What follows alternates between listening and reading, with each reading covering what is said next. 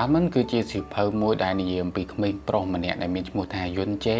ដែលគាត់កើតមកជាមួយនឹងបញ្ហាជំងឺពាក់ព័ន្ធនឹងការលូតលាស់ខួរក្បាលរបស់គាត់តាំងពីកំណើតដែលគេហៅថា Alexithymia ដែលបញ្ហាជំងឺមួយនេះធ្វើឲ្យគាត់មិនអាចបង្ហាញអំពីអារម្មណ៍ហើយនិង emotional development របស់គាត់ម្ដាយរបស់យុនជេហើយនិងជីដូនរបស់គាត់តែងតែបង្រៀនគាត់ឲ្យចេះបង្ហាញអំពីអារម្មណ៍ទាំងអស់ហ្នឹងនៅរដូវរងាធ្លាក់ព្រើលក្នុងថ្ងៃដែលជាថ្ងៃកំណើតរបស់គាត់គម្រប់ 5-10 ឆ្នាំម្ដាយរបស់យុនជេហើយនិងជីដូនរបស់គាត់បាននាំគាត់ទៅភោជនីយដ្ឋានមួយដើម្បីធ្វើ birthday party ឲ្យគាត់តែចៃដន្យមានសោកនាដកម្មមួយកើតឡើងចំពោះពួកគាត់ទាំង3នាក់នៅក្នុងថ្ងៃហ្នឹងចាប់ពីពេលហ្នឹងមកយុនជេត្រូវបានគេ bully ហើយធ្វើបាបជាខ្លាំងនៅក្នុងថ្នាក់រៀនគាត់ជាក្មេងម្នាក់ដែលមានបញ្ហាជំងឺហ្នឹងមែនប៉ុន្តែគាត់ជាក្មេងប្រុសម្នាក់ដែលមានចិត្តមេត្តាអធ្យាស្រ័យហើយគាត់ព្យាយាមព្យាបាលនិងរៀនយល់អំពីអារម្មណ៍របស់ខ្លួនឯងនិងមនុស្សជុំវិញខ្លួនទោះបីជាដឹងថាខ្លួនឯងមានបញ្ហាជំងឺហ្នឹងក៏ដោយគាត់ខិតខំមានទំនាក់ទំនងព្យាយាមយល់អំពីអារម្មណ៍មនុស្សដែលអត់មានបញ្ហាជំងឺហ្នឹងទោះបីជាគាត់រស់នៅម្នាក់ឯង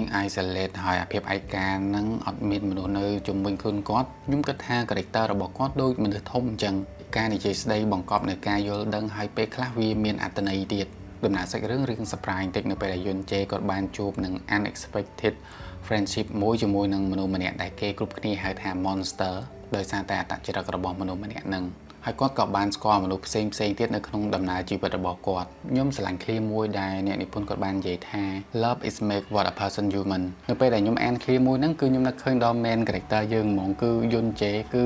ដោយសារតែឃ្លាមួយហ្នឹងគឺស័ក្តិសមនឹងគាត់ខ្លាំងមែនតើសាច់រឿងនៅក្នុងសៀវភៅនេះគឺវាល្អអានខ្លាំងសម្រាប់ខ្ញុំវា emotional ហើយ hard feel ហើយខ្ញុំពិតជា recommend ឲ្យអ្នកទាំងអស់គ្នាយកសៀវភៅមួយនេះមកអាន